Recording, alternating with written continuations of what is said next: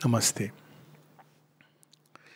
Today in the series of prayers and meditations of the Mother, we'll read a prayer where, as always, the Mother takes us beyond, further and further beyond. Like the Vedic rishis who would say, beyond, after climbing each hill, they wanted to go to another hill, still greater.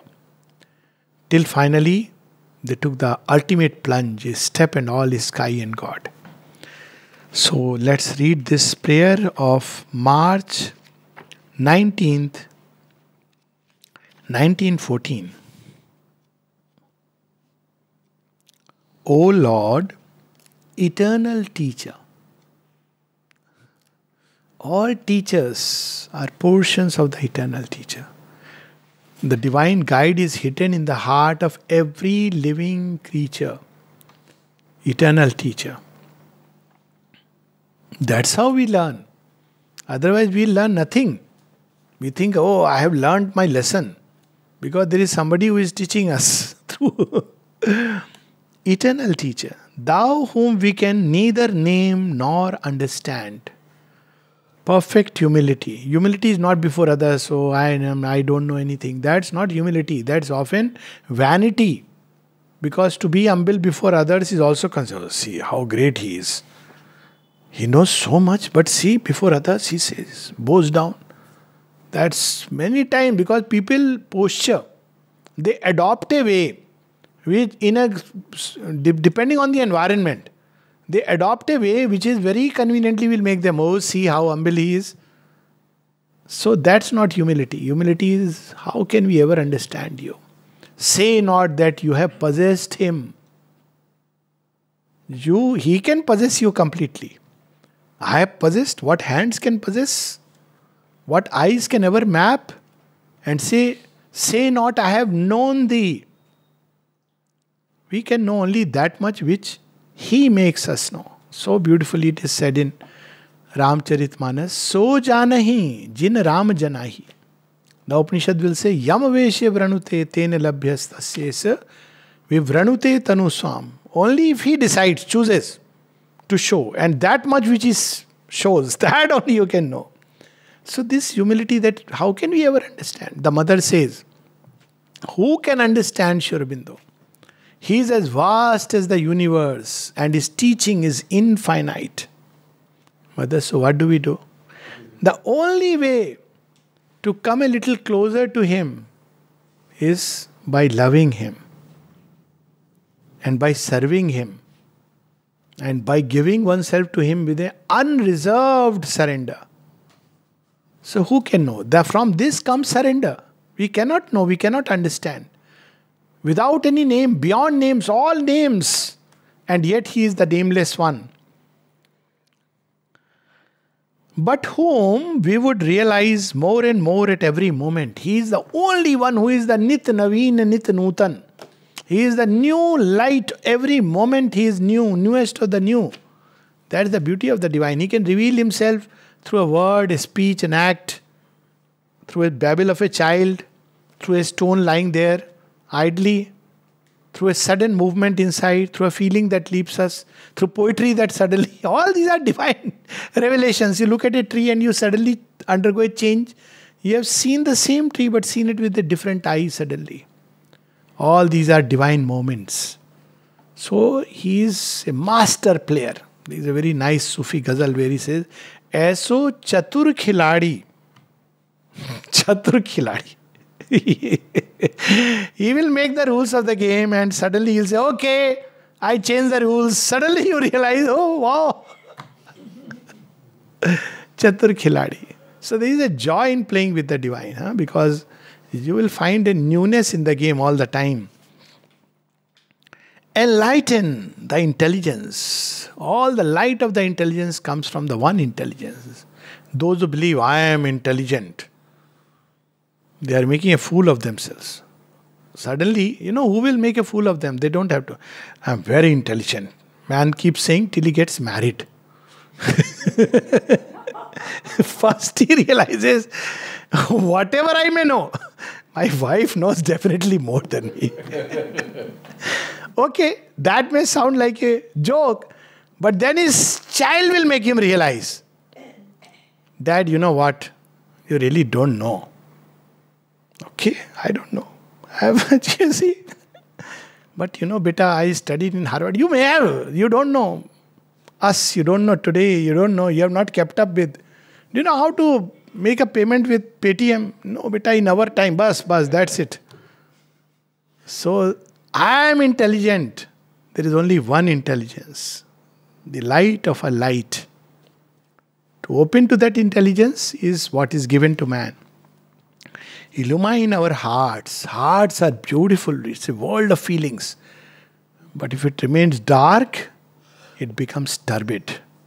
So let there be light, illumination even in the heart.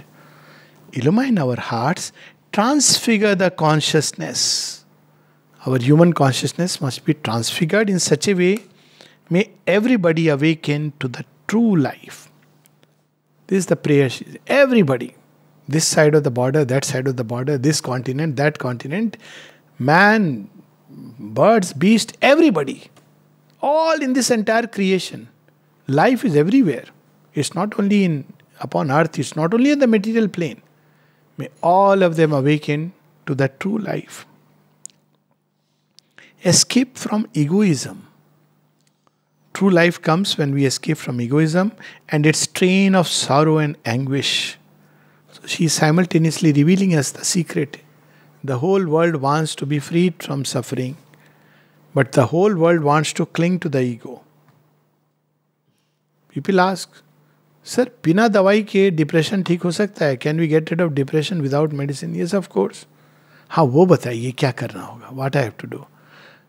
एक कपड़ा उतारना है. You have to remove one cloth. Which one? Ego वाला कपड़ा. Sir अब ये मत बोलिए, दूसरा तरीका बताइए. Tell me some other way. Don't tell me that way because that is difficult. It is like Karna taking off his kavach. Huh? His whole identity is with that kavach. Surya Putra Karna. So, one good favor that was done to him by Indra and his mother Kunti said, till he is wearing this kavach, this fellow will never die to his ego and never achieve liberation. This time is his golden chance. Since he will not switch over from Duryodhana's side, let him at least die gloriously in a dharmic battle. Give me your kavach. You see the story, but in ZTV network, Kunti is crying, please give me. No. This was the act of compassion. That one kavach which was standing between him and the divine victory is called amor propre. Each insincerity of thy nature, once a defense against the eye of the master and the light of the ideal, becomes a gap in thy armor and invites a blow. So, take away the armor of the ego. Then God acts. Not you didn't come. Why you didn't listen? I prayed to you. That's not the path. What is the path? She will tell us. In order to take refuge in thy divine and pure love, source of all peace and all happiness. You are my refuge. Even if the whole world vanishes, even if I am discarded by everybody, even if I am relegated to the worst outer position, thou art my refuge. Your love is with me. That's all that counts. And we see so many beautiful stories in the Indian context. To live for the divine, to love the divine, that gives happiness and peace. And if we don't have that love, then wherever we may be, that is the difference between a monkey on Rama's side and the giant by the side of Ravana. The monkeys don't know anything. They are not pandits like Ravana. But they know one thing. Rama is God. Ravana also knows deep inside, perhaps he is God. But he doesn't look like one. Because he has an image of God. He looks like a mortal. Maybe I should try conquering him. These monkeys, they are very mighty. But they say, take our service. That is the path to happiness and peace. My heart, so full of thee, seems to expand to infinity. Suddenly this heart opens and that love covers the whole world, spreads into the whole world. And my intelligence, wholly enlightened with thy presence, shines like the purest diamond. This is a real spiritual, inner experience. When you give your intelligence to God, it expands into the whole cosmos. It understands every detail of creation. Because now it shines like the purest diamond. So that rather than, I think so, I have my opinion, I have my viewpoints, God will say, okay, fine, I appreciate your viewpoint. Keep them with you. No, what do you say about my views? Okay, they are nice, keep them. But one who says, I don't know, you give me that light for your work. And then you see how the intelligence expands. Same with the heart. Cabined into small, narrow, little likes, dislikes. Suddenly when the heart is given to the divine, it expands. And a vast universal love begins to flow towards everyone. A wonderful mother of unnumbered souls. Everybody is your own because everybody belongs to him or her to whom you belong. It's one vast family. Of course, don't try it that just go to somebody's home and say, this is my family home, I am going to stay here forever. But all places are your home.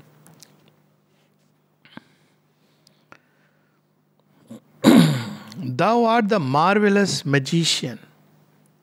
How is he a magician? He who transfigures everything. You give a magician, no? You see the magic, you give 1 rupee note and he will suddenly do something and give you 10 rupees. You are very happy. But ordinary magician, next step you say, I'll give you 10 rupee. After that he says, I can't help it. It's vanished in front of your eyes. Take back your 10 rupees. But he is not like that. He is the master magician.